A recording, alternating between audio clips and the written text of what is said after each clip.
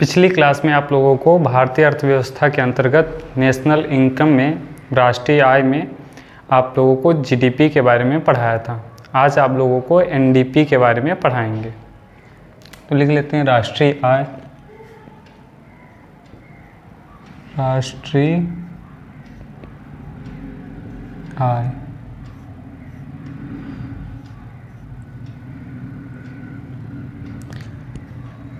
NDP को कहते हैं निवल या शुद्ध घरेलू उत्पाद।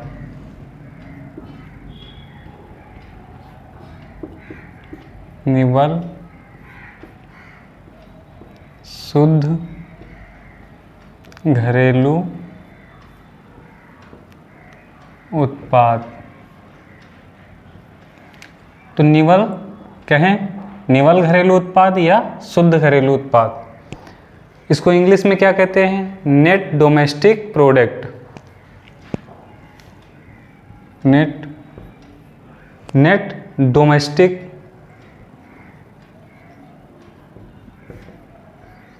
प्रोडक्ट।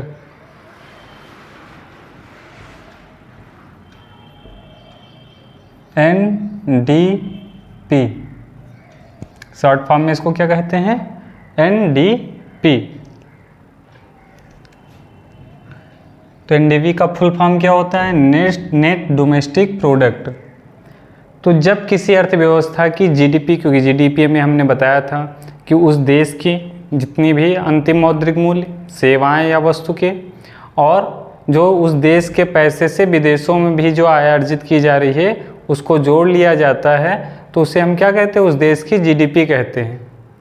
जीडीपी में उस देश के अंतर्गत उत्पादित वस्तुओं और सेवाओं के अंतिम मौद्रिक मूल्य और उस देश के पैसे से दूसरे देश में उत्पादित वस्तुएं और सेवाओं के अंतिम मौद्रिक मूल्य को क्या कहते हैं? जीडीपी कहते हैं।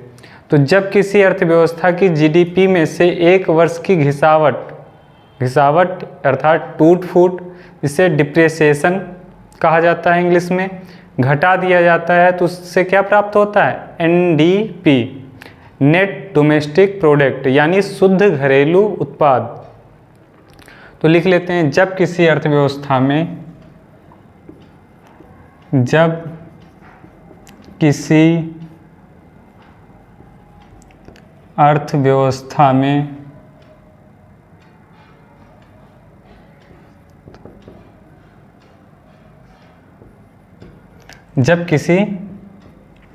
अर्थव्यवस्था में या अर्थव्यवस्था की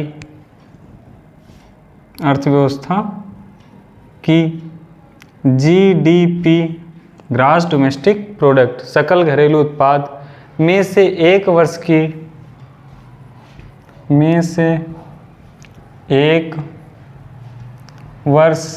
जो वित्तीय वर्ष होता है, एक वर्ष की घिसावट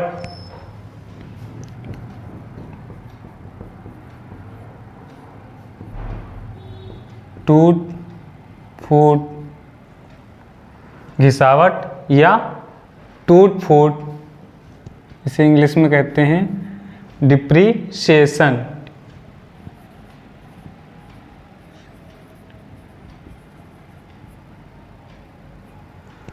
डिप्रिसिएशन को घटा दिया जाता है,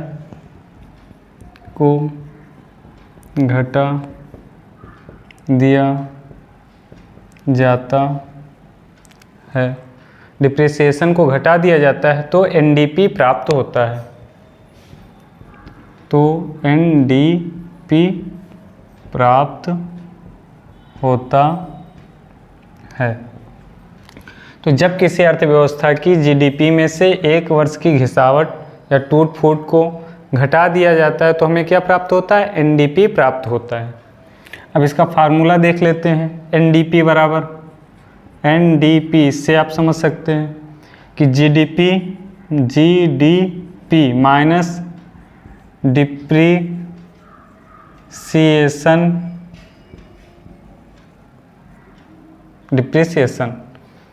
यानी घिसावट को जीडीपी में से घटा देंगे तो एनडीपी प्राप्त होगा। फिर दूसरा है एनडीपी का प्रयोग घरेलू उपयोग में लाई जाती है। जो घरेलू स्थित है उसको जानने के लिए एनडीपी का प्रयोग किया जाता है, क्योंकि किसी एक ही संसाधन, कोई भी है संसाधन या मशीन है, उसके घिसावट की वार्षिक दर अलग अलग होती है। जो घिसावट की दर होती है वो अलग अलग होती है। अब जैसे घरेलू क्यों उपयोग किया जाता है एनडीपी का, क्योंकि दूसरे देश में उसकी घिसावट दर अलग होगी। भारत में घिसावट दर उस मशीन की अलग है, अमेरिका में उसकी घिसावट दर, जो मशीन हमने खरीदे, जो उपकरण खरीदे हैं उसको घिसते भी तो हैं, तो उनकी घिसावट अलग अलग होती है। तो इसलिए उस एनडीपी से हम उस देश के बारे में जो है जान सकते हैं। तो एनडीपी का प्रयोग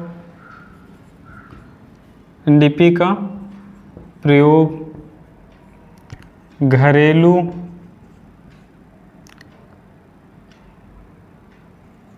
उपयोग के लिए किया जाता है। घरेलू उपयोग के लिए किया जाता है क्योंकि किसी एक ही संसाधन या मशीन, क्योंकि किसी एक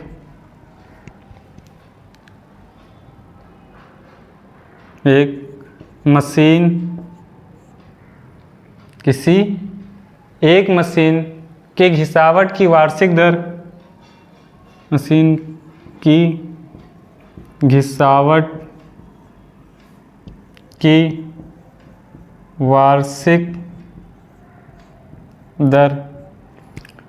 की वार्षिक दर अलग अलग होती है। अलग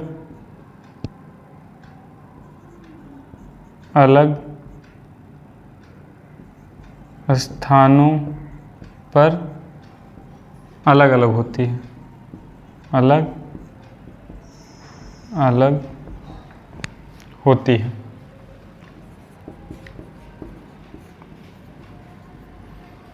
देखो, कुछ मशीनें होती हैं जो लंबे समय तक काम करती हैं और कुछ मशीनें होती हैं जो जल्दी से घिस जाती हैं। तो यही यहाँ बताया गया है कि जो मशीनें या संसाधन होते हैं उनकी घिसावट की वार्षिक दर अलग अलग होती है, इसलिए उस घरेलू उपयोग में एनडीपी को लाया जाता है।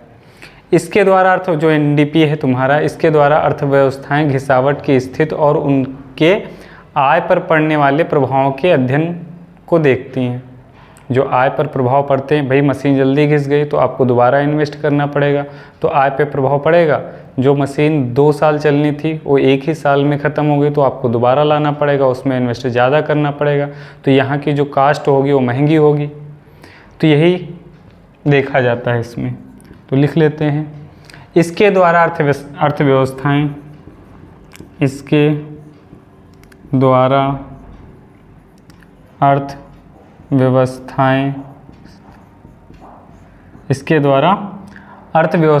घिसावट की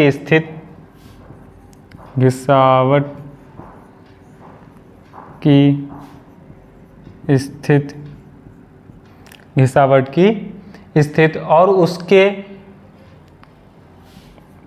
और उनके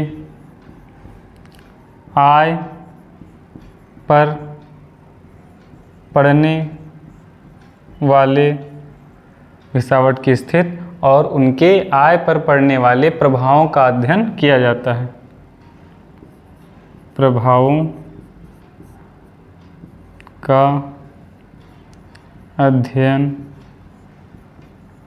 किया जाता है। भाई जीडीपी में से जब इसको घिसावट को घटाया गया तो जीडीपी कम हो गई। अब उससे हमको ये पता चल गया कि घिसावट इस साल कितनी थी पिछले वर्ष की अपेक्षा।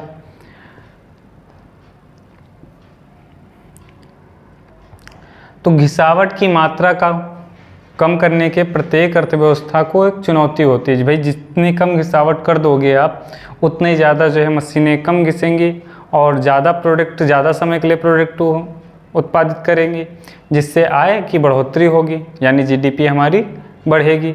तो लिख लेते हैं घिसावट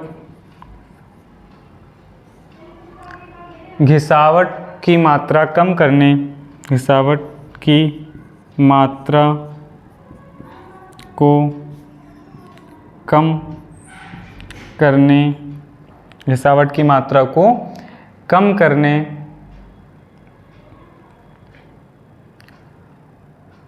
प्रत्येक अर्थव्यवस्था की चुनौती होती है। कम करने की प्रत्येक अर्थव्यवस्था की चुनौती होती है।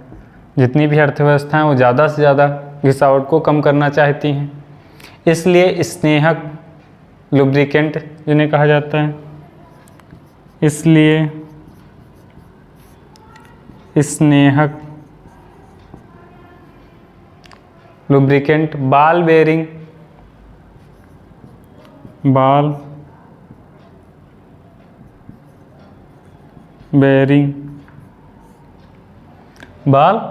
बेयरिंग आदि का विकास हुआ है। आदि का विकास हुआ है। भाई जो चीज़ें ध्रुव पे काम करती थी तो ज़्यादा घिसती थी, अब लेकिन जब बेयरिंग वहाँ पे फिट कर दी गई तो अब कम घिसने लगी। इसीलिए अच्छे अच्छे स्नेहक जो लुब्रिकेंट होते हैं, ग्रीस वगैरह, मोबिल ऑयल और जो है बॉल बेयरिंग ज़्यादा से कम घिसें, तो उनका विकास किया गया है। अगला पॉइंट है इसी में, एनडीपी जीडीपी से हमेशा कम होती है क्योंकि घिसावट को शून्य करना अब तक संभव नहीं हो सका है। ऐसा तो है नहीं कि मशीनें घिसेंगी ही नहीं, तो इसलिए हमेशा जीडीपी एनडीपी की जीडीपी से हमेशा कम होती है। तो लिख लेते हैं एनडीपी जीडीपी से हमेशा कम होती है। क्यों कम होती है? क्योंकि घिसावट को शून्य करना अब तक संभव नहीं हो सका है। घिसावट को शून्य करना अब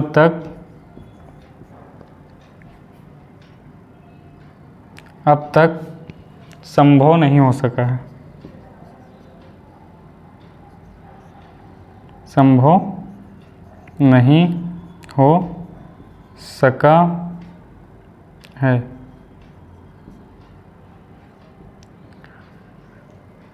तो जीडीपी से एनडीपी कम होगा या ज़्यादा, तो एनडीपी हमेशा कम होता है क्योंकि घिसावट को शून्य करना अब तक संभव नहीं हो सका है। अर्थव्यवस्थाएं घिसावट की दर को कम या ज़्यादा करके नीति का निर्माण करती हैं, यानी नियम बनाती हैं। इसको एक उपकरण की तरह भी प्रयोग करती हैं। जैसे उदाहरण के लिए 2001 में भारत में भारी वाहनों की बिक्री कम हो गई थी, तो घिसावट दर को क्या बढ़ा दिया गया, 20% थी जो, उसको 40% कर दिया गया भारी वाहनों में। अब जिससे क्या हो गई, उनकी बिक्री बढ़ने लगी, भाई जल्दी से ख़राब होने लगे ट्रक वगैरह। जब घिसावट दर बढ़ गई तो इससे क्या हुआ, नए वाहनों की बिक्री बढ़ गई। तो आप इससे समझ सकते हैं कि इसको एक हथियार के रूप में इकोनॉमिक्स में प्रयोग किया जाता है, सरकारें प्रयोग करती हैं। मोबाइल आप लेते हैं, चाहे जितना अच्छा ले लें, 2 साल 3 साल के बाद वो खराब ही हो जाता है। तो कहीं ना कहीं उसमें अर्थव्यवस्थाओं का भी हाथ रहता है। अगर ख़राब नहीं होगा, लंबे समय तक चलेगा, तो व्यक्ति नया खरीदेगा नहीं। तो अर्थव्यवस्थाएं घिसावट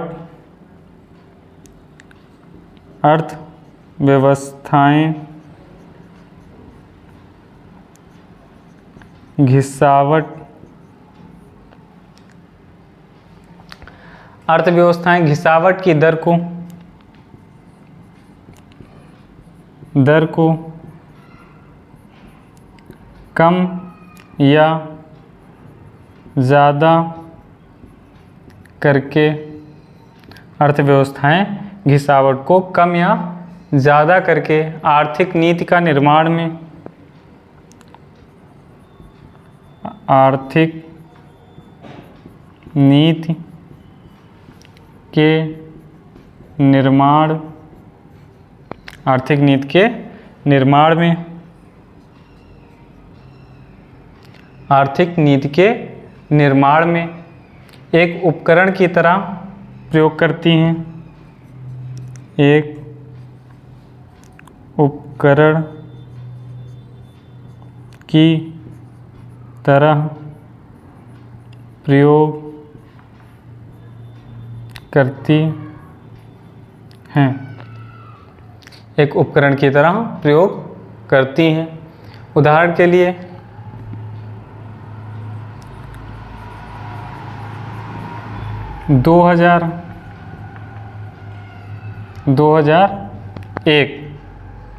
2001 में भारत में भारी वाहनों की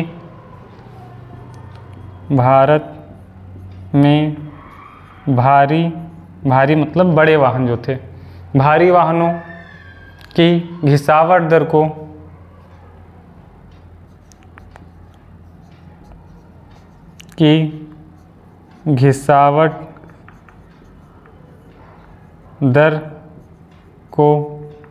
घिसावट दर को 20% से 40% करके 20% से 40% करके 20% से 40% करके उनकी गिरती बिक्री को बढ़ाने में सफल रही। उनकी गिरती बिक्री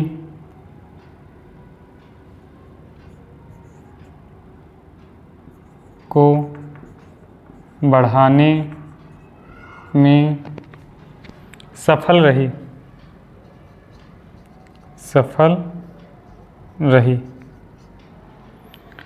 तो भारत में इसका प्रयोग किया गया। 2000-2001 के बीच भारी वाहनों में बिक्री में भारी गिरावट आई, इसलिए जो घिसावट दर था, डिप्रेसिएशन 20% था पहले, जो उसको बढ़ा दिया गया, 40% कर दिया गया और भारी वाहनों की बिक्री बढ़ गई। अब उसके बाद आता है सकल राष्ट्रीय उत्पाद, gross national product, GNP।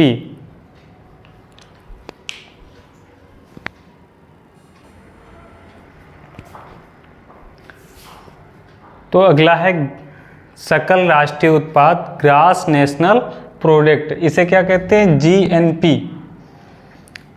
GNP का फुल फॉर्म है ग्रॉस नेशनल प्रोडक्ट। तो जब किसी अर्थव्यवस्था की GDP में उस वर्ष में विदेशों से प्राप्त होने वाली आय को जोड़ा जाता है तो उसे क्या कहते हैं? GNP कहते हैं। जो विदेशों से आय हो रही, जैसे कोई काम कर रहा है बाहर या कोई अन्य तरीके से, तो उससे जो इनकम होती है उसको जब GDP में जोड़ दिया जाता है तो उसको क्या कहते हैं? GNP, ग्रॉस नेशनल प्रोडक्ट कहते हैं। जब किसी अर्थव्यवस्था में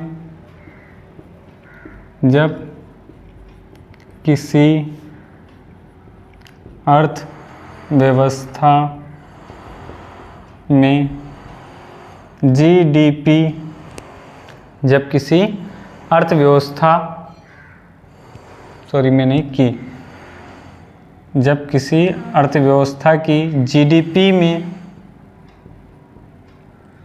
किसी अर्थव्यवस्था की GDP में उस वर्ष में विदेशों से प्राप्त होने वाली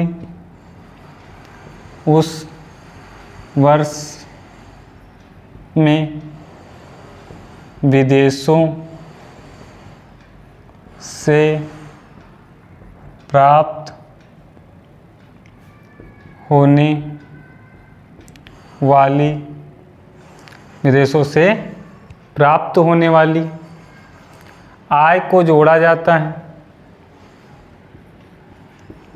आय को जोड़ा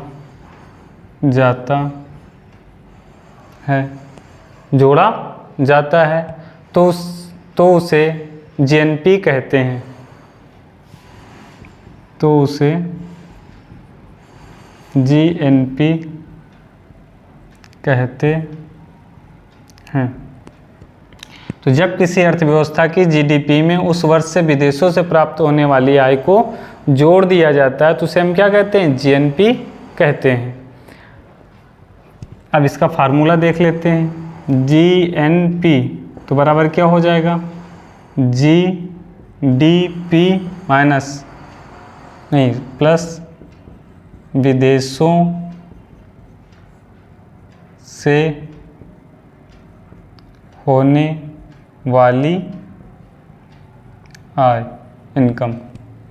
तो विदेशों से होने वाली इनकम को जीडीपी में जोड़कर हमको जीएनपी मिल जाता है।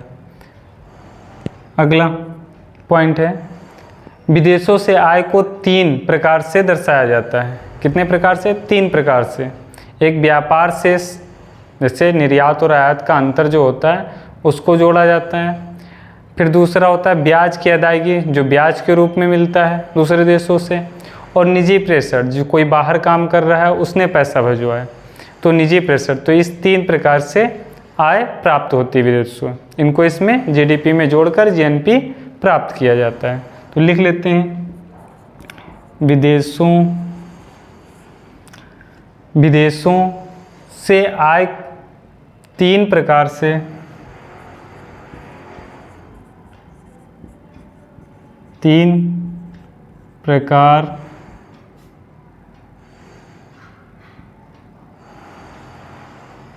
ये लिख लो,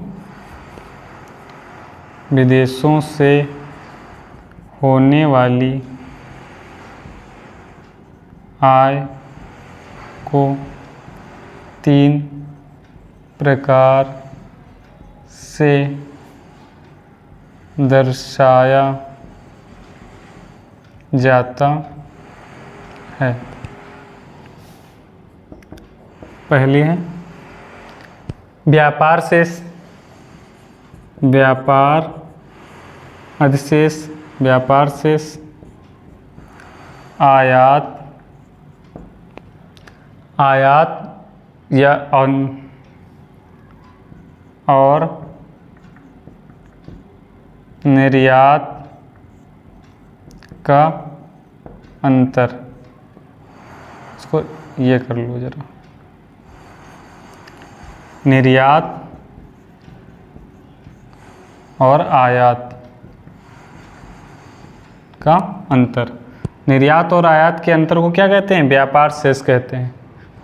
फिर ब्याज की अदायगी, अगर कोई देश पैसा लिया है या कहीं से ब्याज मिल रहा है, ब्याज की अदायगी। और तीसरा है निजी प्रेषण, कोई काम विदेश में कर रहा है वो पैसा भिजवा रहा है, निजी प्रेषण, निजी प्रेषण। तो इन 3 मदों को दर्शाया जाता है, 3 प्रकार से दर्शाया जाता है। इनको विदेशी आय में काउंट किया जाता है। तो जीडीपी में जब जोड़ दिया जाता है तो हमको क्या मिल जाते हैं? जीएनपी मिल जाता है। अगला पॉइंट है, जीएनपी किसी अर्थव्यवस्था की बाह्य शक्ति को दर्शाता है। जीएनपी किसको दर्शाता है? बाह्य शक्ति को। और उत्पाद अंतर्राष्ट्रीय स्तर पर किस गुणवत्ता के हैं इसकी भी जानकारी देता है।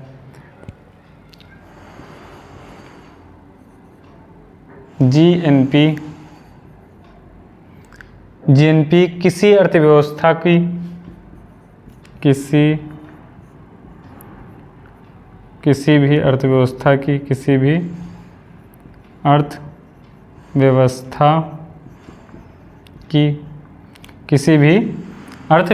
की बाह्य शक्ति को दर्शाता है। बाह्य शक्ति को दर्शाता है। और बाह्य शक्ति को, तो जीएनपी क्या दिखाता है? किसी भी अर्थव्यवस्था की बाह्य शक्ति को दिखाता है। और उत्पाद अंतर्राष्ट्रीय स्तर पर, उत्पाद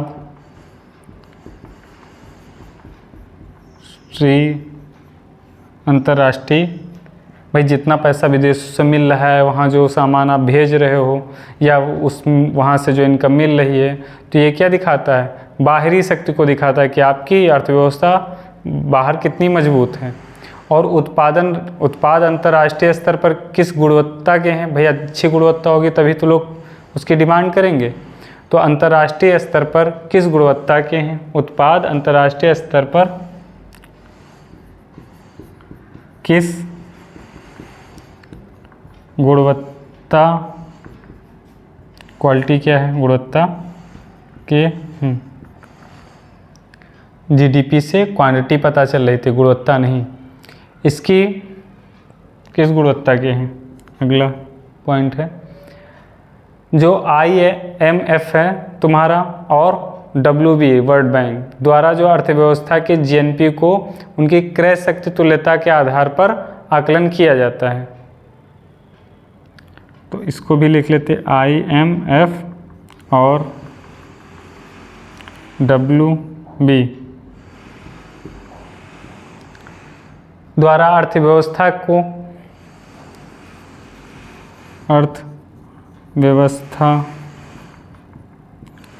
IMF और WB द्वारा अर्थव्यवस्था के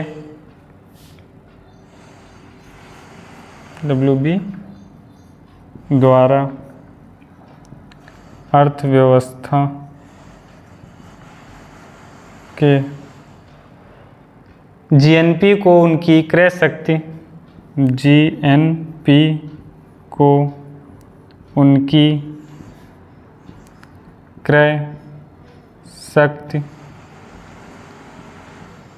तुल्यता या परचेजिंग पावर, क्रय शक्ति तुल्यता के आधार पर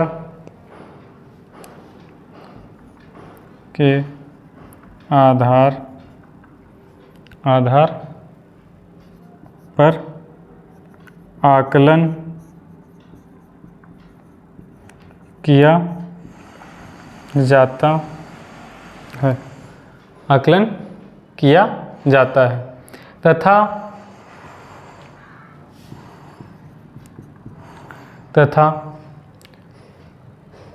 वैश्विक आर्थिक तुलनात्मक अध्ययन किया जाता है। वैश्विक आर्थिक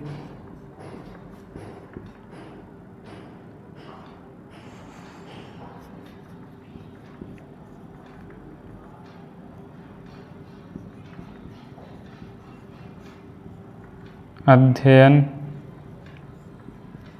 किया जाता है। तो विश्व स्तर पर क्या आर्थिक रूप से तुलनात्मक अध्ययन किया जाता है इसके आधार पर, GNP के आधार पर। तो हमने बताया राष्ट्रीय सकल राष्ट्रीय उत्पाद क्या होता है? ग्रॉस नेशनल प्रोडक्ट, इसे शॉर्ट फॉर्म में GNP कहते हैं। जब किसी अर्थव्यवस्था की GDP में उस वर्ष में विदेशों से प्राप्त होने वाली आय को जोड़ दिया जाता है तो उसे GNP कहते हैं। GNP का फार्मूला हो गया GNP इक्वल GDP प्लस विदेशों से होने वाली आय। दूसरा, विदेशों से होने वाली आय को क्या है? तो व्यापार शेष, निर्यात और आयात का अंतर जो होता है उसे व्यापार शेष कहते हैं। ब्याज की अदायगी, जो ब्याज के रूप में हमको विदेशों से मिलता है, या निजी प्रेषण, कोई काम कर रहा है वो भेज रहा है। GNP किसी भी अर्थव्यवस्था की बाह्य शक्ति को दर्शाता है कि आपकी अर्थव्यवस्था बाहरी देशों में कितना मजबूत है। उत्पाद अंतर्राष्ट्रीय स्तर पर किस गुणवत्ता के हैं?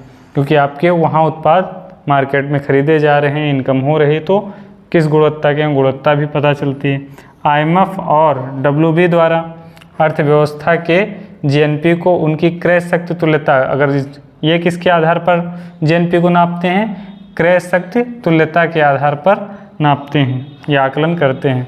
वैश्विक स्तर पर आर्थिक तुलनात्मक अध्ययन किया जाता है GNP के द्वारा, विश्व स्तर पर आर्थिक तुलनात्मक अध्ययन किया जाता है। अब आगे के जो हैं वो आपको अगली क्लास में बताया जाएगा।